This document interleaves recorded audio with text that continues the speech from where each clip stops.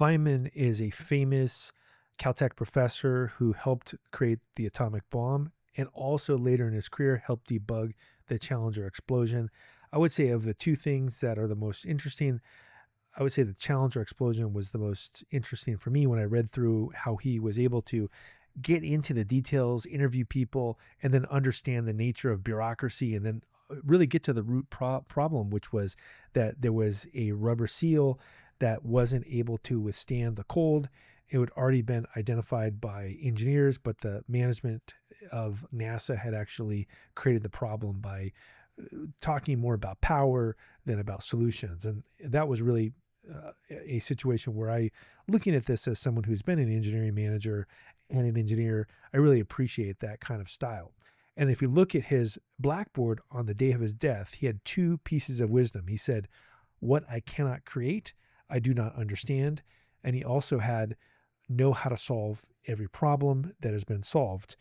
What's interesting is that this blackboard has been referenced inside of Caltech archives. And I actually worked at Caltech archives at the beginning of my career. So kind of fun to have this whole, start of my career be something that I look at later and really look at some of the stuff I've been building with Pragmatic AI Labs and use it as a way to really validate the approach that I've selected. So let's talk about the phrase, "What I cannot create, I do not understand." If you look at some of the courses on AWS, on Bedrock, on machine learning, here's some of the things that you could do to take the content that we have and get the most out of it. One of them is you could build a token processor before using AWS Bedrock. A second is you could do basic embeddings before you start using production models. You could also write a minimal GPU kernel before you use CUDA libraries. You could create a raw model inference before you use frameworks.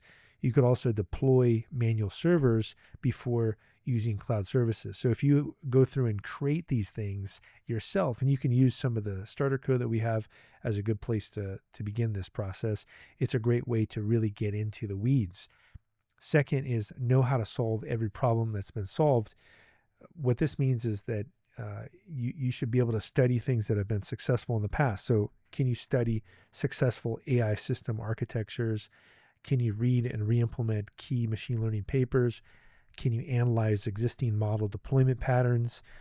Look at how to master common optimization techniques, and then also learn about established security boundaries. These are all ways to think about using that wisdom in the real world. And so in terms of the courses that we have, I would take each of the modules and figure out a core concept and implement it from scratch. So if it's Zig, you could implement your own solution in Zig for a small container, or if it's Rust, build your own Rust command line tool, whatever the course is.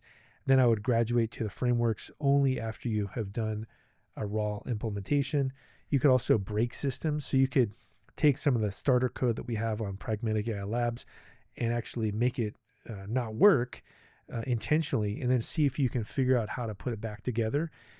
And also, before you memorize something, like if you're going to memorize material for the AWS Cloud Practitioner exam, a course that we have, instead of memorizing it, why not go through and build a bucket? Why not build a Lambda function or build an EC2 instance? So by building, you understand. So these are some of the concepts that are really able to be accomplished inside of the Pragmatic AI Labs platform. We have interactive labs. We also have a source code starter kit.